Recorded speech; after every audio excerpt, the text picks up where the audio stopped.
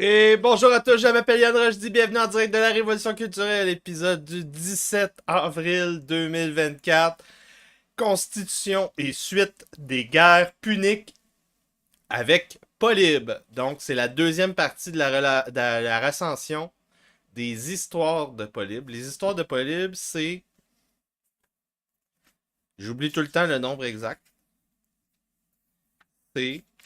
On va... 2 secondes. On a 39 livres, mais pas tout au complet. Il y en a moins de la moitié. Je pense que c'est même moins que du tiers qu'on a au complet. Et là, donc aujourd'hui, c'est la deuxième partie que je vais faire à peu près sur 4 parties. Ben, peut-être que je vais juste en faire 3. Peut-être que je vais juste en faire 3 parce que la dernière, beaucoup de fragments inutiles. Deuxième partie des histoires de Polybe, les origines de la deuxième guerre punique, la traversée des Alpes de l'armée carthaginoise de Hannibal, c'est ce qui est resté, qui a gravé l'histoire populaire. C'est ce que les gens connaissent plus, c'est ça. C'est l'histoire d'Hannibal, Carthage contre Rome, puis là, à un moment donné, il y a des éléphants, puis là, ils traversent les Alpes, puis là, il y a des grosses batailles, puis les Romains mangent une volée. Ça, c'est ce que... mais finalement, les Romains gagnent. C'est ce que le monde qui ont peu de culture, un peu comme moi quand j'étais ado. C'est ce qu'on pouvait le mieux connaître de cette histoire-là. Troisième partie, les guerres de la Grèce, de Byzance et de Koïlée, Syrie, qui se rattachent, qui font jonction avec l'histoire universelle de Polybe. Donc, aujourd'hui, ça c'est la première partie. Deuxième partie, c'est un livre qui n'a pas rapport. C'est Polybe qui fait sa description des types de constitutions qui existent et il ajoute à ça l'anacyclose, la théorie des cycles politiques. Il y a une théorie aussi de l'émergence de la politique et de la royauté comme première forme de gouvernement et analyse des constitutions romaines versus celle de Carthage versus celle des Lacédémoniens de Sparte versus non, c'est pas mal ça. Puis après ça, il explique comment les Romains construisent un camp. L'armée romaine, comment elle construit un camp, c'est quoi les dimensions, comment c'est. On se rend compte, c'est vraiment bien organisé. C'est la standardisation de la méthode romaine dans l'armée, c'est la raison pourquoi l'Empire romain est devenu surpuissant, on va le voir. Donc, je vous rappelle, deuxième partie, parce que j'ai déjà fait une partie. J'ai déjà fait la première partie ici. L'histoire universelle et les guerres puniques avec Polybe, 24 avril 2023. Donc, presque un an jour pour jour. Après, je fais la deuxième partie. Dans la première partie, on voyait donc la première guerre punique, qui a été faite par la famille Barca, hein, les pères de Hamilcar Barca, le père de Hannibal. Et il gagnait, mais à cause des dissensions internes dans l'Empire de Carthage, qui est l'Empire méditerranéen maritime, l'hégémon à cette époque-là. Il y a des dissensions internes qui font que l'oligarchie en place ne veut pas que les Barcas deviennent trop puissants, donc ils mettent des bâtons dans les roues. Et à cause de ça, l'armée perd une série de conflits contre les Romains. Et là, ça crée la guerre des mercenaires. Le Barca va gagner pour Carthage pour qu'ils reprennent possession de leur territoire un peu qui s'était éparpillé. Et là, ça se termine quand les Barca partent en Espagne, en Hispanie, pour aller reconstituer un trésor de guerre pour la deuxième guerre punique. Et pendant ce temps-là, on a aussi le conflit en Grèce avec Cléoménès de Sparte, qui mange aussi une volée et devient exilé chez Ptolémée dans l'empire de Coïlé-Syrie, qu'on va revoir aujourd'hui. Donc, ce qui est intéressant dans l'histoire universelle de Polybe, de prime abord, c'est le fait que tu as des personnages qui changent de théâtre d'opération à travers l'histoire. Il se passe beaucoup de choses en une année, à bien des moments. Et donc, ça, c'est la première chose que je me suis rendu compte. C'est vraiment qu'il y a des personnages importants. Ça peut être un Grec qui se ramasse en Italie, ou il se ramasse en Égypte, ou il se ramasse en Espagne, ou l'inverse. Pour X, Y, Z raisons, comme ambassadeur, exilé, il arrive avec des mercenaires, peu importe. Et il y a une importance dans le récit. Il y a une importance dans le récit parce que il va avoir un impact chez un gouvernant qui va partir une guerre, entreprendre une opération, peu importe. Donc, je vous rappelle, le podcast, si vous n'avez pas payé 5$ par mois pour avoir accès à ce contenu, vous allez être coupé à un certain moment. Pour avoir la version complète des podcasts, très important de venir vous abonner sur mon site web yanrojdi.com. C'est à ça que ça ressemble, c'est comme un YouTube. Donc, vous voyez ici tous les podcasts importants que je mets ici. Vous pouvez aussi vous abonner sur YouTube. Vous cliquez sur le bouton se joindre dans la page de la Révolution culturelle avec Yann Rojdi.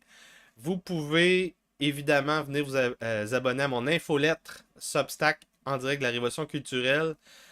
J'ai sorti ce matin ou hier, l'infolettre du podcast de la semaine passée, les nouveaux magiciens, l'histoire de la science moderne et son appropriation culturelle par les nouveaux magiciens.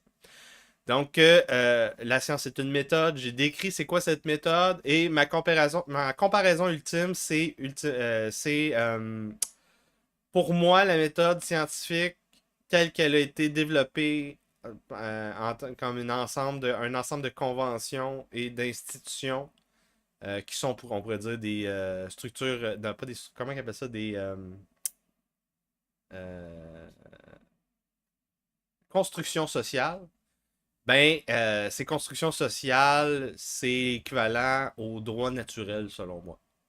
Donc, comment on fait de la science?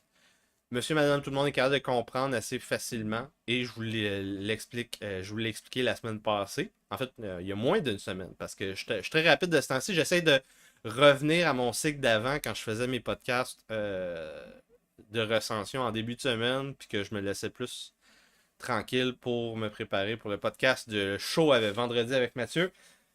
Donc, vous pouvez aussi envoyer des super chats sur YouTube, sur mon site web, yanrojdi.com, ou envoyer des dons par Gibson Go. Là, de ce temps-ci, j'ai perdu mon super patricien Jean Rouillard. Je sais pas qu'est-ce qui est arrivé. Il est probablement en vacances.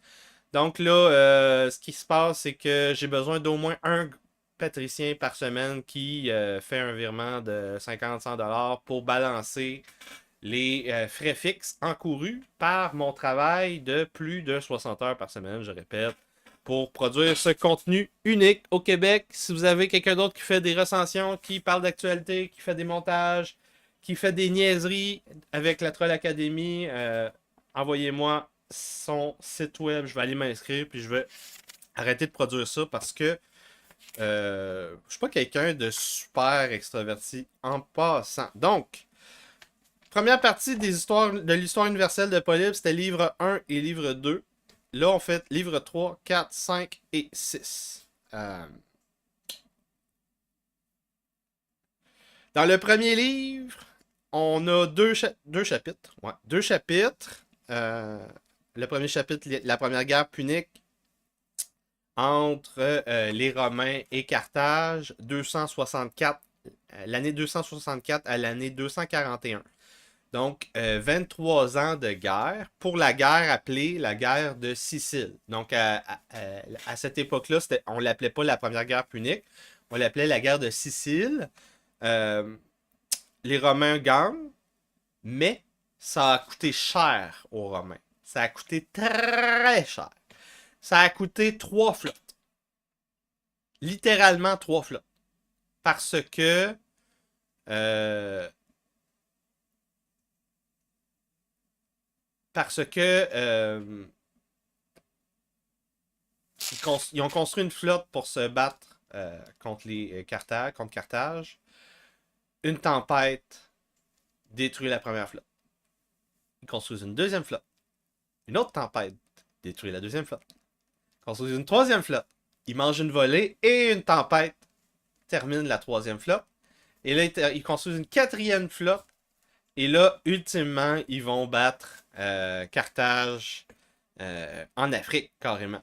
Donc, ça a coûté cher aux Romains pour avoir cette paix-là. Il réussit ensuite de ça à aller chercher l'île de Sardaigne en plus. Ça a fait chier Carthage beaucoup. Ensuite de ça, tu as la guerre des mercenaires. Ça, c'est 241 à 238. Donc, on est avant Jésus-Christ. C'est pour ça que le temps baisse plutôt que monter. Ensuite de ça, deuxième livre, chapitre 1. Les Barcas en Espagne. Carthage en Espagne, 237 à 228. Pendant ce temps, les Romains se battent contre des pirates illyriens. 229 à 221, chapitre 2, ça c'est toujours Carthage en Espagne. Les Romains cette fois-ci contre les Gaulois. Chapitre 3, là on rentre dans l'histoire de la Grèce qui fait jonction avec l'histoire européenne. Et c'est ça, le conflit Aratos contre Cléoménès. Il y avait aussi Antigonos Donzon qui va être impliqué. C'est Aratos qui va gagner avec les Achaïens. Ensuite de ça, la Confédération achaïenne qui est celle avec Athènes. Donc, pour un peu vous situer où on est présentement. Donc, début du livre 3, début de la Deuxième Guerre punique. Ensuite de ça, livre 4 et livre 5, la guerre des Alliés en Grèce, la guerre Coïlet-Syrie, la guerre de Byzance. Et on va terminer avec les types de constitution. La jonction de tous ces conflits-là se fait à la fin du podcast aujourd'hui. Ça veut dire que pour les gens qui vivent à ce moment de l'histoire, donc on est autour de 218-216 à la fin aujourd'hui. Autour de 216, là, la bataille de Cannes, la grande bataille de Cannes. À la fin de cette bataille aujourd'hui, et partout en Europe, partout en Afrique, partout en Asie, autour de la Méditerranée, l'onde de choc est tellement puissant, le monde commence à comprendre que des batailles de cet ordre-là, il y en a très peu, et que ça modifie l'ordre en cours, ça crée des opportunités politiques, guerriers, diplomatiques, commerciaux. Et là, le premier grand conflit maritime va débuter. Premier grand conflit pour remplacer l'hégémon de Carthage. Parce que le premier conflit, c'était un conflit pour une île, l'île de Sicile, très localisée. Mais ce conflit-ci, la Deuxième Guerre punique et les autres conflits d'aujourd'hui, vont créer le premier grand conflit méditerranéen de l'Antiquité à cette époque-là. Très important. Donc, ce qui veut dire que les acteurs vont se placer en fonction, premièrement, des deux empires, des deux géants. Donc, les prétendants à l'hégémonie méditerranéenne. Donc, les gens vont se placer soit directement en fonction de ça. Je veux m'allier avec les Romains, je veux m'allier avec Carthage. Parce que, par exemple, les Romains m'ont fait chier ou Carthage m'ont fait chier. Deuxième possibilité, on va avoir des conflits régionaux, comme en Grèce, comme à Byzance, comme en Coïlet-Syrie, qui, puisque le petit acteur régional cherche l'appui d'un des deux camps, donc le camp de Carthage, le camp des Romains, son opposant local va aller chercher l'aide de l'opposant régional, l'opposant méditerranéen, soit romain, soit Carthage, l'opposé de son opposant. Donc, il y a des triangularisations qui vont se faire comme ça. à partir de cette époque-là. Donc 220-210 avant Jésus-Christ. Asie, Afrique, Europe, Première Guerre mondiale maritime de l'histoire écrite et connue. Pourquoi tous les acteurs se positionnent soit directement versus Carthage, Rome ou en opposition avec les acteurs régionaux qui est allié avec Carthage ou Rome. Donc, trois caractéristiques de cette guerre maritime mondiale de l'époque. Plusieurs continents. Asie, Afrique, Europe. C'est maritime. Donc, les guerres mondiales sont nécessairement maritimes. Troisième chose, il y a deux ligues centrales d'où s'organisent les théâtres d'opération.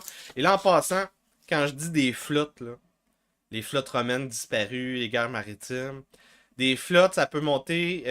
En général, tu as des escadrons de genre 5 et 10 bateaux. Et là, une flotte, ça monte en général de 60 à 100 bateaux. Ça peut monter jusqu'à 300, 400 bateaux. Et là, si tu penses que tu as à peu près. Tu peux avoir jusqu'à 100, 400 personnes par bateau. Les rameurs plus les soldats. Tu peux avoir des flottes de 30 000 à 60 000 personnes. Donc, quand une flotte disparaît, le monde ne savent pas nager à cette époque-là, tu as 30, 40, 50 000 morts. C'est vraiment. C'est solide la guerre maritime. Donc, livre 3, chapitre 1, les origines de la Deuxième Guerre punique. En 53 ans, l'hégémonie méditerranéenne va passer donc de Carthage aux Romains. C'est le terme, l'histoire universelle de Polybe, l'histoire de son livre, comment Rome prend le contrôle de l'Empire. L'expansion romaine, deux causes, selon Polybe, la puissance de l'armée romaine, deuxième cause, les politiques, que ce soit la constitution et les politiques prises comme quand Rome était vainqueur. Donc, ce que les dirigeants militaires et le Sénat ont fait comme délibération après avoir vaincu tous les acteurs autour de la Méditerranée. Pourquoi la Deuxième Guerre punique éclate? Première, les raisons, les causes. Le siège de Sagonte par Carthage, ça c'est en Hispanie, et le franchissement du fleuve de l'Èbre par Carthage malgré un traité entendu entre Hamilcar Barca et l'armée romaine.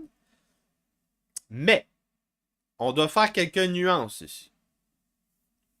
On parle pas ici du début des hostilités. On parle des raisons. On parle des motifs invoqués pour reconnaître officiellement que les deux États versus toute la planète reconnaissent qu'ils sont en guerre. Parce que c'est pas tant nous qui décident qu'on est en guerre ou eux qui décident qu'ils sont en guerre que tout le monde s'entend qu'on est en guerre. C'est à ça que ça sert à reconnaître officiellement qu'on est en guerre. Pour que le monde le sache. C'est comme le mariage. Le mariage, c'est pas juste entre toi et moi. Le mariage, faut que tu fasses une annonce dans le journal. Ça, c'est dans la tradition du mariage. Tu demandes avant la fin de la cérémonie, est-ce qu'il y a quelqu'un qui s'oppose au mariage? Normalement, t'es censé demander la main au patriarche derrière la mariée. La mariée est apportée au marié par son père durant la cérémonie. Toutes ces choses-là, on a oublié ça. Hein. Donc, les motifs invoqués. On a une convention, on a des ambassades, des conférences. On s'ostine. Il est arrivé quelque chose. Donc, c'est le prétexte pour rentrer en guerre. Le prétexte pour entreprendre une opération. Donc, le 7 octobre à Gaza, l'attaque terroriste l'attaque terroriste en Israël par les gens de Gaza. Ça, c'est le prétexte pour Israël pour qu'il fasse le génocide, pour qu'il rentre en guerre et fasse le génocide, le nettoyage ethnique de Gaza. Donc, le siège de Sagonte par Carthage, le franchissement du fleuve par l'armée de Carthage, le franchissement du fleuve de l'Èbre, c'est le prétexte pour que Rome rentre en guerre. Ils vont pas entrer en guerre. Ils vont dire si vous nous livrez pas Hannibal, si vous retirez pas au sud de l'Èbre, on va rentrer en guerre. Donc, ils sont rentrés en guerre. Ensuite de ça, la vraie cause cachée, c'est l'intention. On peut pas vraiment la connaître, mais on peut la déduire par induction. C'est assez clair qu'en regardant ce qui est arrivé à la fin de la Première Guerre punique, euh, Carthage ne voulait, il aurait continué la guerre. C'est juste qu'il y avait des problèmes chez eux à résoudre avant de continuer la guerre. Donc, la fin de la Première Guerre punique, c'est vraiment une trêve. C'est plus une trêve que la fin de la guerre. Donc, l'intention cachée, c'est d'en finir entre les deux et le début du conflit officiel. Donc, quand les gens commencent à se tapocher sa gueule, le début des hostilités, les premières tentatives d'opération, on va les voir aujourd'hui. Polybe va citer l'historien Fabius au niveau des causes des guerres, l'agression de Sagonte, l'ambition, l'amour du pouvoir de Hamilcar Barca. Hamilcar Barca et sa famille vont tenter d'instaurer sans succès une monarchie à Carthage pour protéger leur prochaine opération. L'aristocratie, l'oligarchie de Carthage refusera. Hasdrubal et Hannibal vont quitter pour l'Espagne, l'Hispanie. Hannibal va prendre donc sa revanche à la mort de son père pour la défaite de la Première Guerre punique. Polybe ajoute donc 3 autres causes aux causes citées par l'historien Fabius de l'époque. Le ressentiment d'Hamilcar Barca au niveau de la guerre de Sicile qui a été transmis à son fils Hannibal. L'histoire de l'évacuation de Carthage de l'île de Sardaigne, plus une dette qui a été attribuée par Rome de 1200 talents, une fortune. Ça a fait chier Carthage et les Barca. Troisième cause, intention réelle provoquant la guerre, la conquête de l'Espagne par Carthage va être vue par les Romains comme étant clairement problématique. Donc, si on voit les intentions cachées, ce qui se passe des deux côtés amène les deux empires à reclasher ensemble inévitablement. C'était écrit dans le ciel. Donc, autant au niveau de Carthage que du point de vue des Romains, ils allaient en découdre encore. Donc, Hasdrubal meurt. Hannibal est élu chef de l'armée. Commence sa campagne, début des hostilités, siège de Sagonte, franchit l'Èbre. Carthage répond...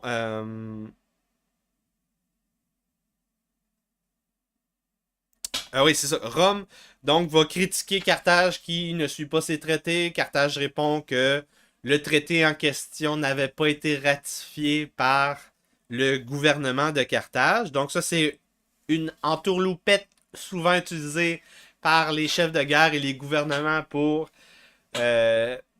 renier les conventions, les pactes, les traités qui vont être signés dans un théâtre d'opération sur le front. Donc, le général Barca, durant la fin de la Première Guerre punique, aurait, entre les deux guerres puniques, aurait fait des conventions avec les Romains. Carthage renie ces conventions-là, officiellement. Même si, sur le terrain, pendant des années, ces conventions-là ont été tenues par les gens. Donc, ce qui se passe au niveau entre les soldats et quand les politiciens sont inclus, c'est deux choses différentes. Et là, ici, Polybe fait une histoire des 5 traités conventions entre Carthage et Rome depuis le début de leur relation diplomatique. Il y en a 5. Donc, les consuls Junius Brutus et Horatius, qui, 28 ans avant l'invasion de la Grèce par Xerxès, vont signer un traité de bonne entente, un traité d'amitié qu'on appelle. Bonne amitié, clause de navigation, clause sur le commerce, la gestion des fonctionnaires et des taxes. Les citoyens des deux pays, Carthage, Rome, auront les mêmes droits que les autres sur la terre des autres. Des protections pour les villes et pas de construction de forts à certains endroits. Donc ça, c'est les clauses qu'il y a normalement dans un traité d'amitié. Deuxième traité, on ajoute des villes, la ville de Tyr, les villes autour de la ville de Tyr, la ville d'Utique, ça c'est les Romains qui rajoutent ça au traité, des nouvelles limites navales et conventions au niveau de la piraterie et du traitement des prisonniers. Ça, c'est le deuxième traité entre les deux. C'était avant la Première Guerre. Ouais, c'est ça. Troisième traité, ça, c'est à l'époque de l'expédition de Pyros avant la guerre de Sicile. Donc, on est toujours avant la guerre de Sicile. Dans ce traité-là, on parle même d'alliance entre Carthage et Rome. Aide navale dans certains conflits avec le mode de fonctionnement pour demander de l'aide, l'assistance. On a... j'ai même pris... ouais. J'ai même... Il y a des clauses sur le fonctionnement de ce traité d'alliance. Comment les gens sur le terrain vont donc faire des serments et participer à des opérations ensemble après avoir fait le serment. Page 271. C'est très intéressant. Ça, c'est le genre de choses, des détails que beaucoup de créateurs de contenu pourraient être intéressés. Si vous voulez, mettons, vous êtes un réalisateur, un producteur, un écrivain. Donc, très intéressant. Voici maintenant dans quelles conditions les deux parties devaient prêter serment pour le premier traité.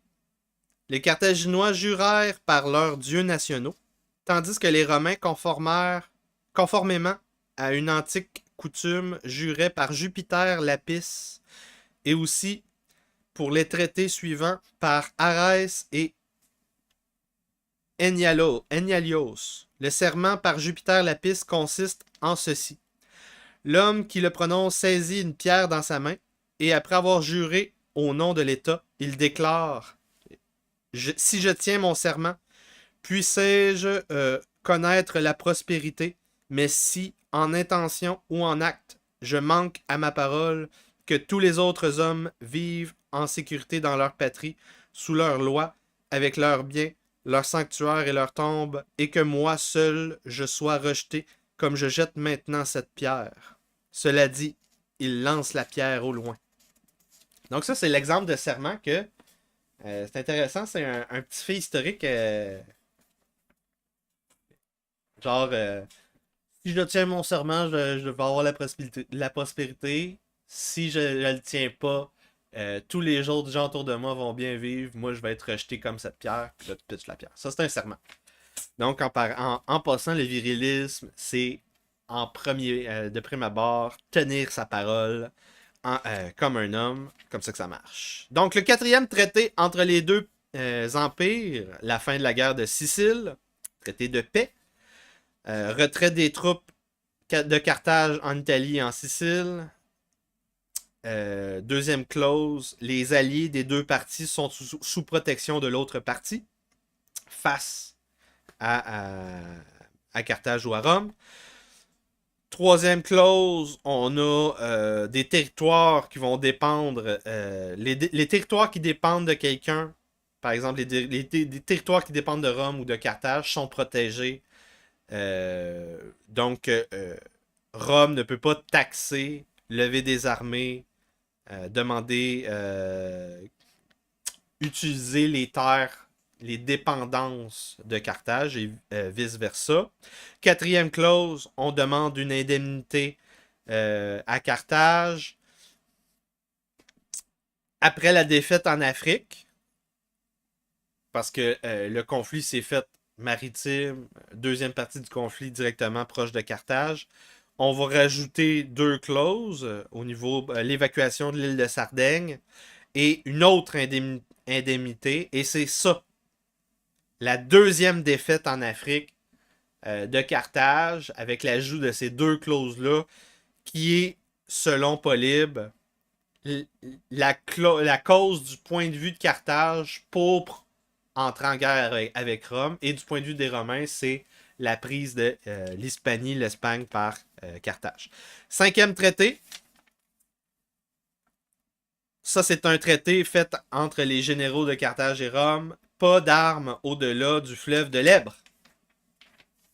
Mais évidemment, comme ça se fait à tous les cas, on n'a toujours pas résolu le problème partout sur la planète. Comment on peut s'assurer que les traités vont être suivis. C'est pareil partout. Les constitutions, les droits fondamentaux, ça n'existe pas réellement. C'est dans notre tête. Ce sont des constructions sociales. Ce qui existe, c'est le enforcement. Il y a toujours un bras armé qui rend possible tes droits fondamentaux. That's it. C'est la même chose au niveau des traités internationaux, de la diplomatie. Donc, les empires, les États, les religions, les religieux, les citoyens, les démocraties, les aristocraties, les monarchies vont toujours interpréter les traités en fonction de leurs intérêts. Il va toujours y avoir des réactions et donc vous allez avoir une réputation en face des autres pays si vous tenez ou pas vos engagements. Si vous êtes en tant qu'État un peuple qui renie ses traités, vous serez vu à l'international comme des menteurs et il va se passer des choses. Le karma à l'international, it's a thing. Ça fonctionne. Troisième chose, les résultats sur le terrain, malgré les traités. Donc, tu as un traité, même si le traité est très beau, des fois, il se passe d'autres choses sur le terrain. Donc, Carthage-Rome s'accuse de violer les traités des autres. Et là, on se rend compte, en mettant en perspective l'histoire universelle à la manière de Polybe, on voit que le premier conflit, la première guerre punique, crée les conditions nécessaires pour la deuxième. Et en fait, pas juste la deuxième, les guerres suivantes. Par exemple, la guerre punique numéro 2 et la guerre en Grèce, qui est très intéressante aujourd'hui. La guerre d'Antiochos, ça c'est en Coïlée-Série, résulte de la guerre de Philippe. La guerre de Philippe de Macédoine en Grèce, résulte de la guerre d'Hannibal. La guerre d'Hannibal résulte de la guerre de Sicile. Donc, tout s'emboîte. Les guerres, une après l'autre, résultent de celle qui est antérieure. Les deux camps, donc Carthage et Rome, préparent leurs armées. Hannibal fait monter ses troupes africaines en Espagne. Ça, c'est chapitre 1. Chapitre 2. Hannibal, après avoir commencé les opérations à Sagonte, Franchilèbre, commence à s'approcher des Alpes très rapidement. On est rendu en 218. On va voir la bataille du Tassin et la bataille de la Trébie dans ce chapitre-là. Je ne vais pas aller en profondeur là-dessus parce que je veux pas vous endormir. Mais pour tous les conflits qu'on va voir aujourd'hui, je vais faire ressortir des faits intéressants pour vous, pour que vous puissiez voir, mettre en perspective ces informations-là. Première chose, le génie d'Hannibal n'était pas un génie maritime. Ça arrive souvent, ça. C'est très rare qu'on va avoir un génie militaire qui va pouvoir dominer les deux versants de la guerre mondiale. Et quand je parle de guerre mondiale, c'est des guerres avec des batailles où il y a plus de 100 000 personnes qui vont s'affronter. Quand t'es rendu à ce niveau-là, ça prend un génie militaire, sinon tu manges une volée. Faut que tu sois capable d'être à 10 millions d'endroits en même temps. Donc Hannibal, c'est un génie militaire sur Terre. Comme Wellington, comme Napoléon, comme Alexandre. Hannibal, c'est un génie de la guerre de manœuvre et de la stratégie avant une bataille. C'était vraiment ses forces. Je parle de guerre de manœuvre versus la guerre de concentration. Donc, à la guerre, quand on parle de generational warfare, donc les générations de guerre, les stratégies de guerre, les niveaux de stratégie de guerre, soit que tu concentres tes effectifs, soit que tu les sépares et que tu fais de la guerre de manœuvre. Donc, soit que tu crées un front à un endroit pour détruire une armée ennemie, pour remplir une opération, ça pourrait être juste traverser un fleuve, ça c'est une opération. Prendre une forteresse. Tu veux masser tes troupes. Donc ça, tu concentres tes effectifs pour remplir une opération. Sinon, tu veux les diviser ou tu veux les mettre en mouvement. Parce que sinon, si tu bouges pas et tu fais rien, ben t'es une cible. Donc tu veux diviser tes troupes et les mettre en mouvement pour essayer de contourner ton adversaire qui a massé ses troupes, par exemple. Ça, c'est un exemple. Donc, ça, c'est deux types de manœuvres. Les manœuvres, la concentration des moyens.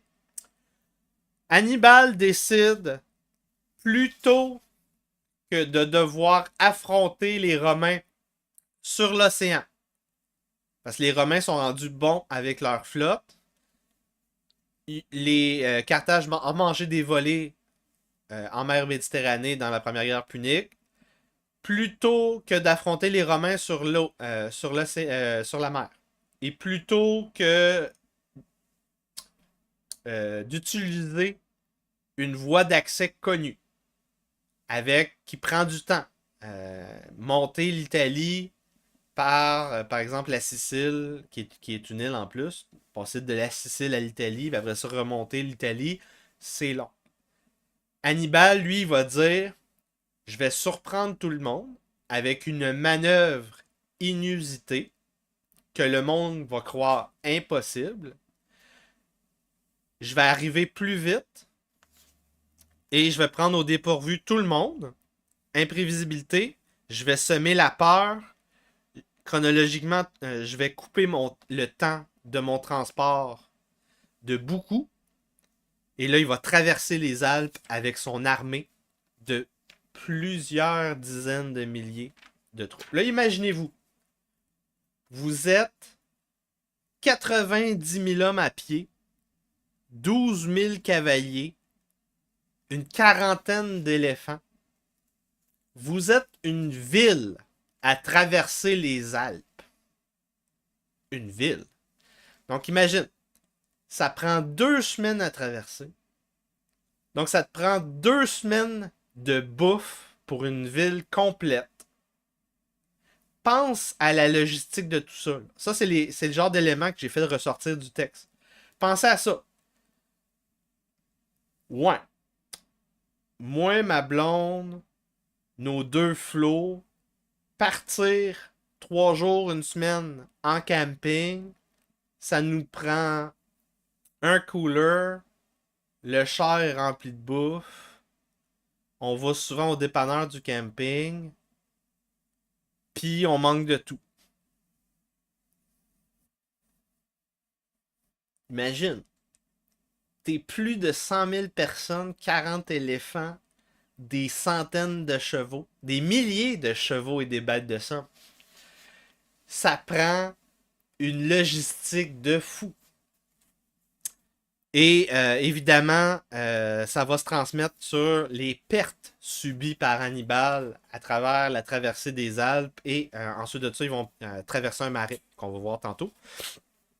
Donc, Polybe rendu ici va revenir sur sa description du monde universel. L'importance de prendre le temps de bien mettre en perspective le monde pour comprendre la géopolitique du moment. Donc, pourquoi on fait ça, qu'on créer un récit, une histoire universelle? C'est parce pour comprendre que en tant que Romain, en tant que Grec, en tant que Byzantin, ce qui se passe à l'autre bout de la mer Méditerranée va avoir un impact sur nous. Donc, c'est la même chose en 2024. Donc, Polybe, il dit c'est très important de mettre ça très simple. Très simple. C'est très simple. Europe, Asie, Afrique. Ça, c'est comme ça que le monde voyait le monde universel à l'époque de l'Antiquité romaine. Europe, Asie, Afrique. Ça, c'était le monde connu. Tu as la Méditerranée au milieu. Il y avait une mer extérieure. L'Atlantique, la mer l'océan Arctique. Ensuite de ça, l'océan Indien quand tu faisais le tour de l'Afrique. Mais à cette époque-là, le monde connu, où il y a le plus de densité de population, dans l'Antiquité gréco-romaine, non. Europe, Asie, Afrique. Et là, le Nil sépare l'Asie et l'Afrique. Le Tanaïs sépare l'Asie et l'Europe. Non, c'est pas ça. Le Tanaïs, non. Le Nil et le Tanaïs séparent l'Asie et l'Afrique. Le colosse de...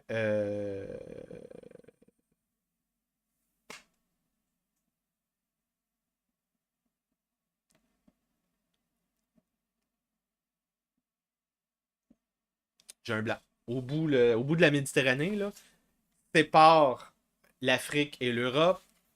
Peut-être que le Tanaïs. Le Tanaïs, c'est où? Je vais aller voir. Juste une petite seconde. Là. Je vais juste confirmer. Je ne vais pas dire de la bullshit. Le fleuve Tanaïs.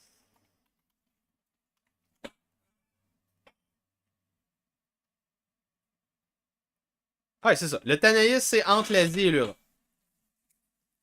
Donc, ouais, en Asie mineure. Proche. Ouais, c'est ça. C'est en Turquie. Ouh! Donc, c'est ça. Le Tanaïs, le Nil et le détroit des colonnes d'Héraclès. Ah, je l'avais nommé. Je l'avais nommé. Je l'avais écrit. Je l'avais écrit. Donc, c'est ça. Asie séparée de l'Afrique par le Nil.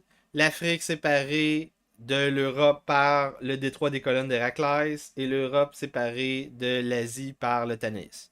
Donc, description de la traversée des Alpes par Hannibal. Donc, de la Tunisie à la vallée du Pô, en Italie, au pied des Alpes. 9000 stades de distance à parcourir pour l'armée d'Hannibal. Rendu au pied des Alpes,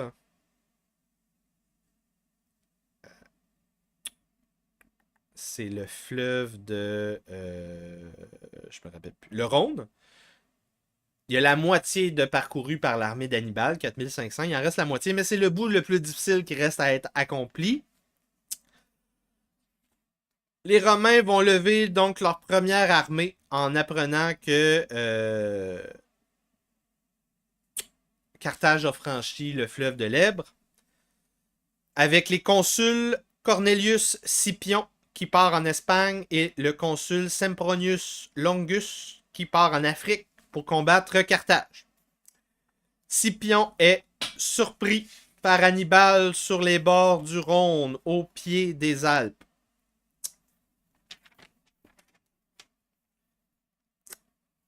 Et il va commencer à préparer donc les combats en Italie en apprenant ça. Il va penser qu'Hannibal, ça va lui prendre plus de temps que ça va lui en prendre pour de vrai de traverser les Alpes. Pourquoi que ça a pris moins de temps que prévu?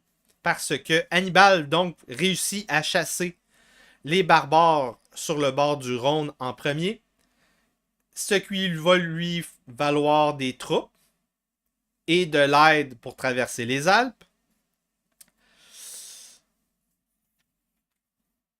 Scipion veut attaquer Hannibal, mais il réussit. Mais Hannibal va réussir à traverser le fleuve du Rhône pour ensuite de ça entamer sa traversée des Alpes.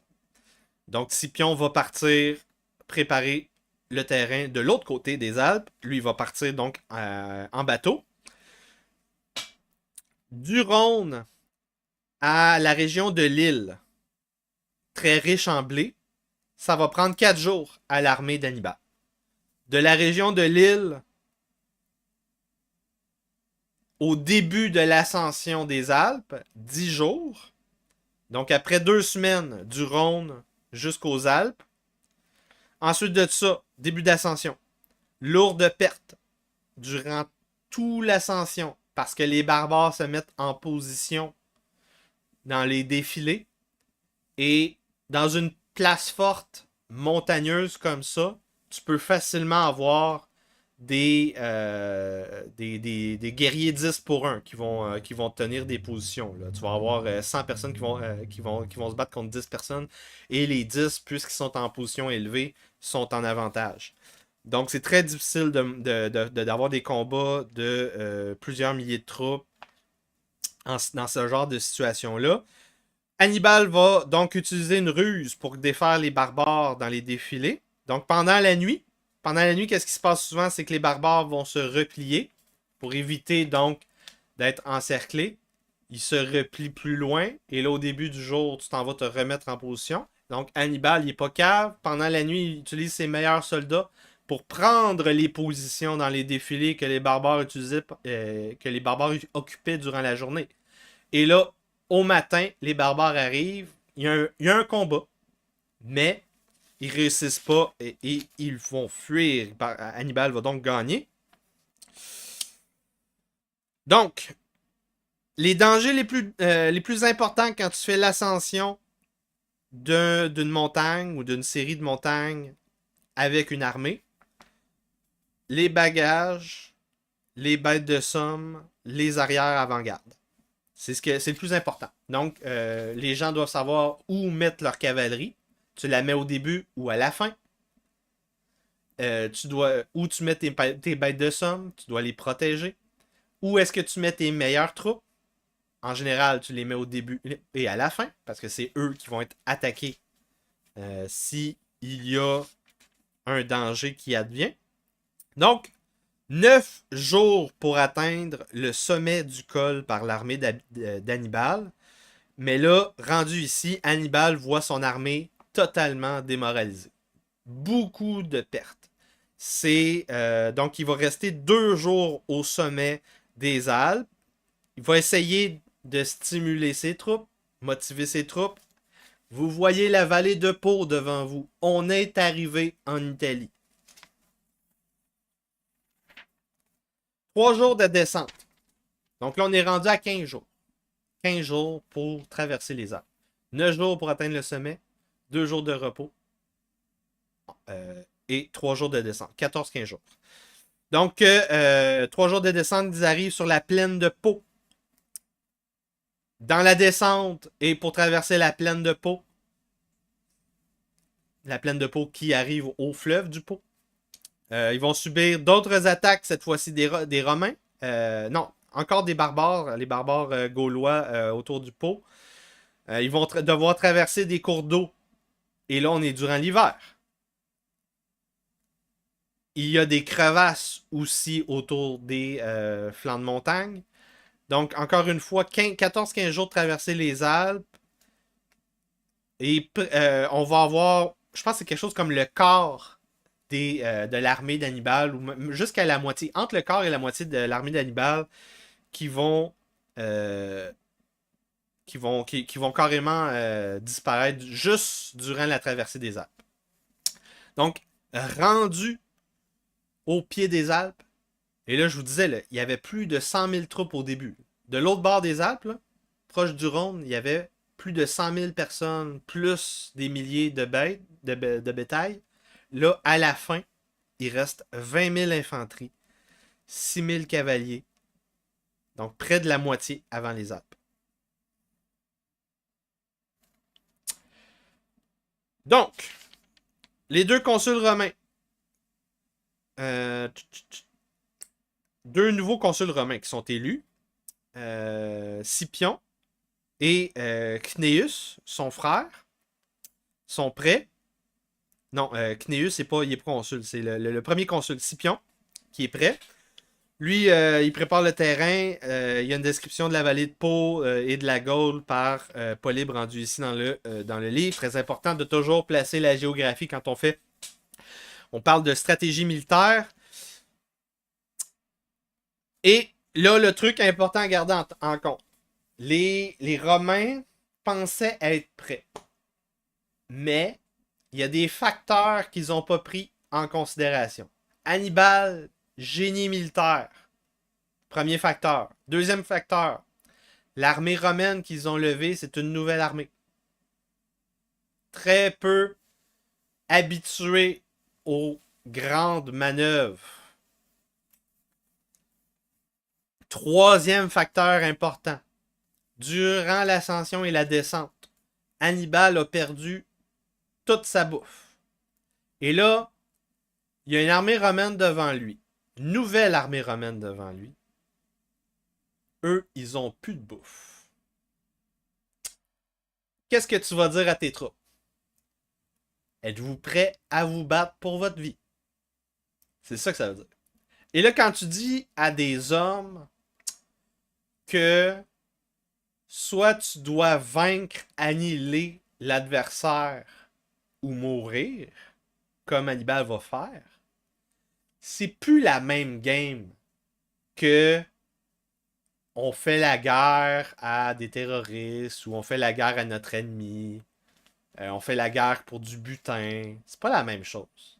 Quand t'es dans ton dernier retranchement, là, il y a de l'énergie qui sort de nulle part. Donc, après 3 jours à longer le fleuve du Pô, les armées se regardent en chien de faïence. Il n'y a pas de fuite possible pour l'armée d'Hannibal. Ils n'ont plus de bouffe. Et ils savent que les Romains sont moins expérimentés. Alors, on a la première bataille de cette deuxième guerre punique entre les deux forces. On a un choc de cavalerie, défaite mineure de Scipion, qui va être blessé dans ce combat de cavalerie. 600 cavaliers romains faits prisonniers. On découvre donc une supériorité totale de la cavalerie d'Hannibal. Donc, la force, le génie militaire d'Hannibal se découvre dans son application des principes de la stratégie militaire au niveau des embuscades et de la cavalerie. Hannibal va traverser le fleuve du Pô. Scipion va faire retraite, guérir ses blessures. Il n'y aura pas le temps, hein, évidemment. Mais il va essayer.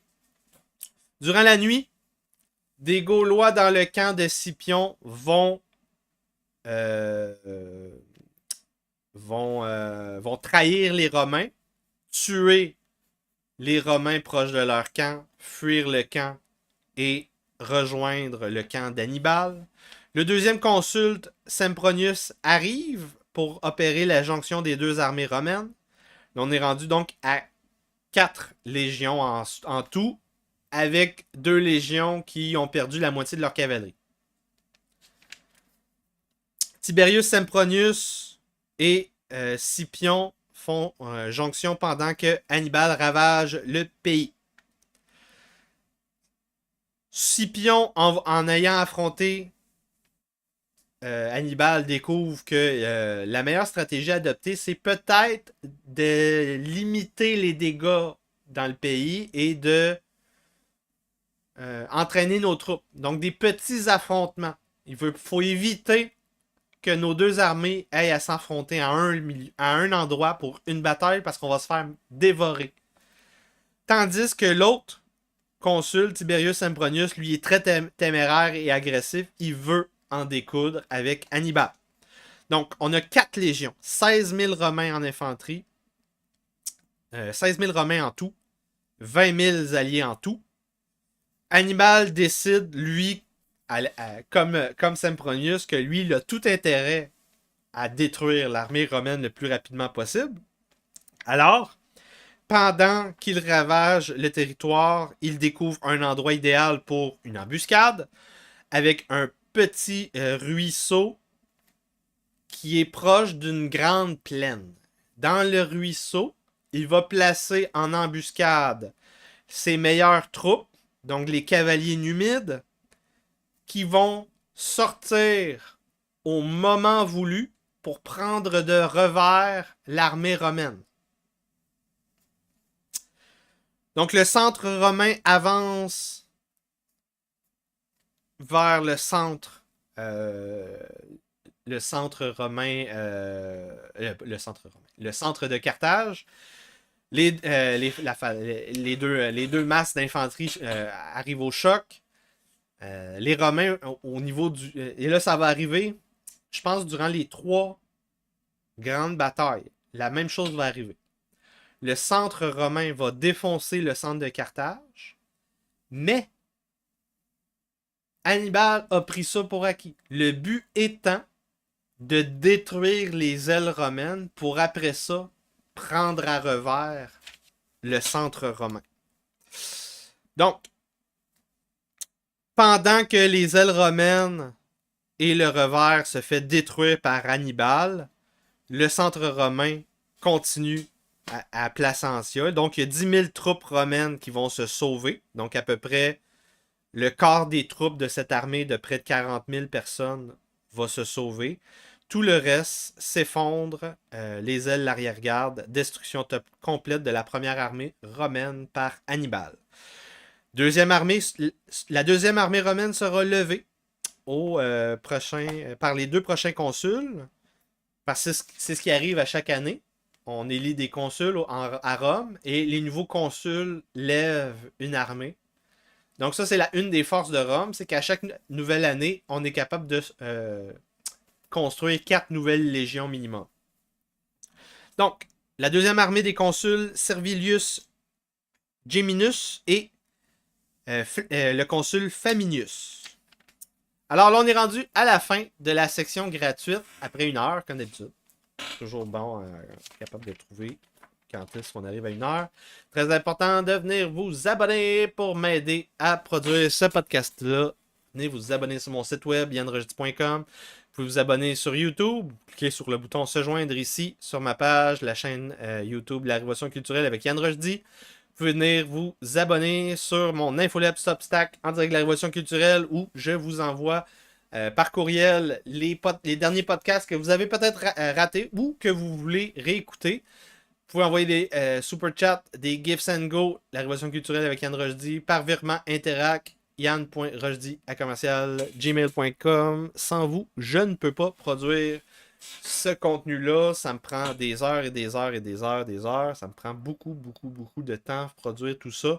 Sans votre aide active à chaque semaine, à chaque fois que je fais un podcast, faudrait au moins que j'aille 20 à 50$. Là, j'ai pas de super chat. J'ai pas personne. Je pense que tout le monde travaille aujourd'hui. Ouais. Mais évidemment, la version gratuite va être diffusée à 5h le soir. Donc, très important de venir m'aider. On continue, rendu ici.